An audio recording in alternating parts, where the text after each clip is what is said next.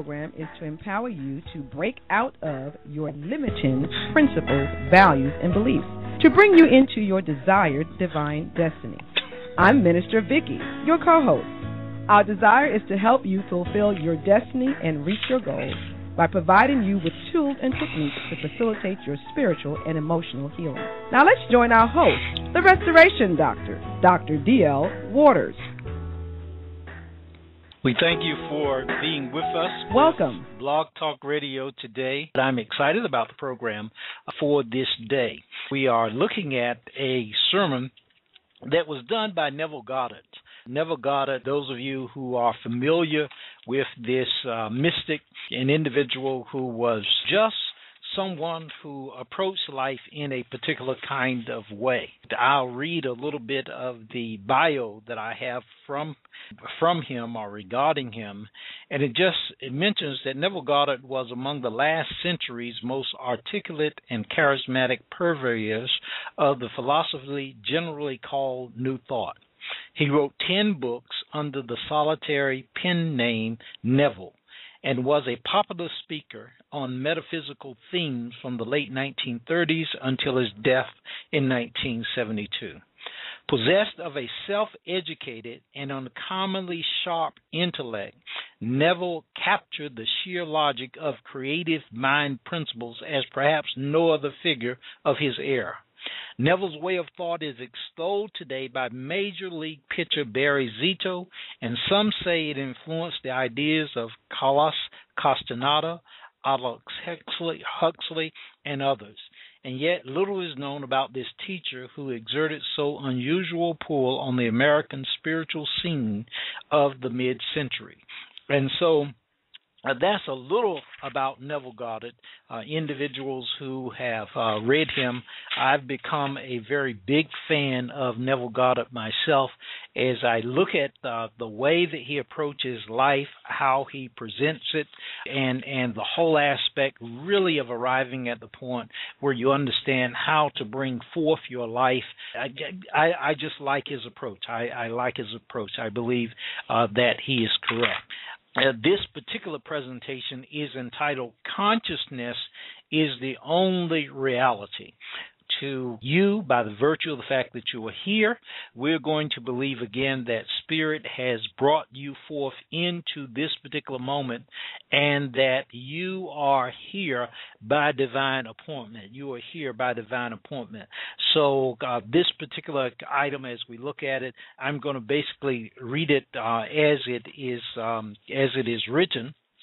And then there may be some points at which I will talk about it or say something about it, but I basically want to read it as it is written here as opposed to preaching it or even in a certain kind of way teaching it, but I want to read it as we have it here. The sermon is entitled, the lesson is entitled, Consciousness is the Only Reality. Consciousness is the only reality, and is entitled Lesson 1. There's a series that I have that are Lessons 1 through 5, and it is possible that we'll have all of those available to you so that you can listen to them. And I ask that if you're unfamiliar with Neville Goddard, just listen with an open mind. Just listen with an open mind. Indeed, in order to process something into you or bring it into you for you to consider it, you have to take it into your mind.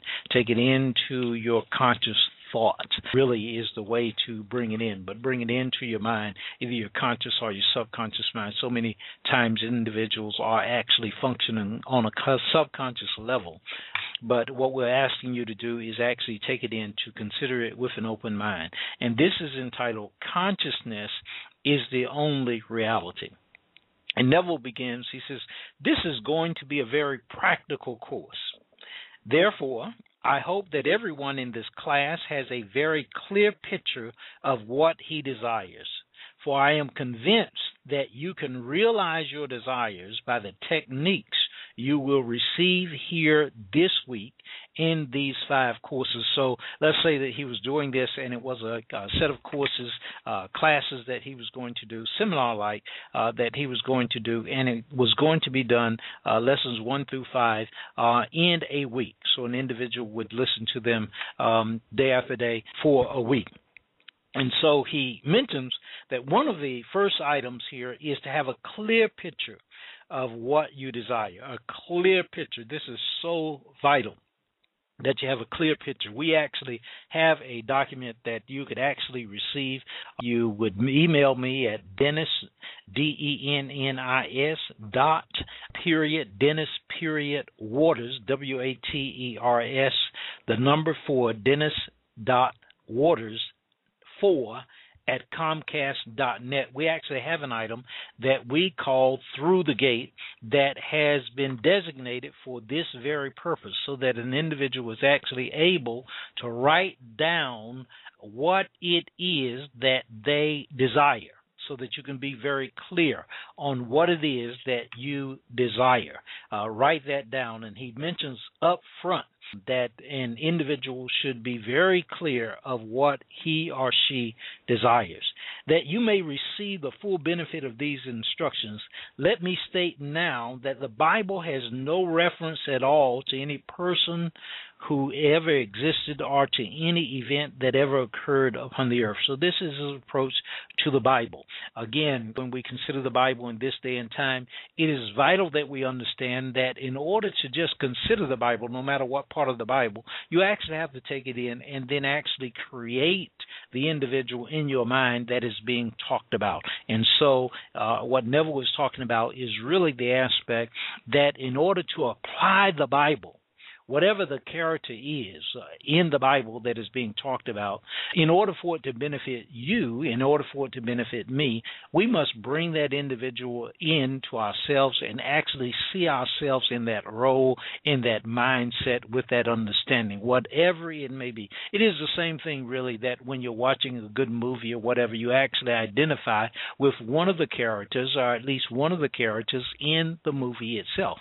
And so Neville is here talking about that in order to actually receive a full benefit of these instructions, he states that his approach to it is that the Bible has no reference at all to any person who ever existed or to any event that ever occurred upon earth. The ancient storytellers were, continuing with his item, the ancient storytellers were not writing history, but an allegorical picture lesson of certain basic principles which they clothed in the garb of history, and they adapted their stories to the limited capacities of a most uncritical and credulous people. Throughout the centuries, we have mistakenly taken personifications for persons, allegory for history, the vehicle that conveyed the instruction for the instruction, and the gross first sense for the ultimate sense intended. We sometimes talk of this, of receiving something in spirit. We must move into this realm of spirit. And in spirit, there's no time. There's no time. Past, present, and future. There's no time in the realm of spirit. And this is what Neville is talking about. It is always now. The difference, he continues, between the form of the Bible and its substance is as great as the difference between a grain of corn and the life germ within that grain. As our assimilative organs discriminate between food that can be built into our system and food that must be discarded, so do our awakened intuitive faculties discover beneath the allegory and parable the psychological life germ of the Bible. And feeding on this, we too cast off the form which conveyed the message. so he's given an illustration in regard to this. Again, this was a man who had a very astute mind. Let me say it in regard to that. His intuitive faculties were really, really working, and he's moving us into this aspect of the application of the Bible. The application of the Bible so that it is of beneficial benefit to us. It is a benefit to us. It is beneficial to you, to me. And so he says that beneath the story, there is something to be gleaned. Beneath the story, there is something to be gleaned. And to stop at the level of story will not be of great benefit. Jesus himself, the Christ, as he came forth, spoke parables and talked to individuals in parables, and then he spoke to his disciples in such a language that they could understand. And so some individuals actually just remain at the level of story, but we're talking to those individuals who are awakened in their intuitive faculties, and they are seeking to discover the psychological life germ of the Bible. What is its purpose for the day? It's not just history. I never would say it's not history at all. It has a message for this day. He says the argument, continuing, he says the argument against the historicity of the Bible is too lengthy. Consequently, it is not suitable for inclusion in this practical psychological interpretation of its stories. Therefore, I will waste no time in trying to convince you that the Bible is not an historical fact. Tonight I will take 4 stories and show you how the ancient storytellers intended that you and I should see in these stories. The ancient teachers attached psychological truths to phallic and solar allegories. They did not know as much of the physical structure of man as do modern scientists. Neither did they know as much about the heavens as do our own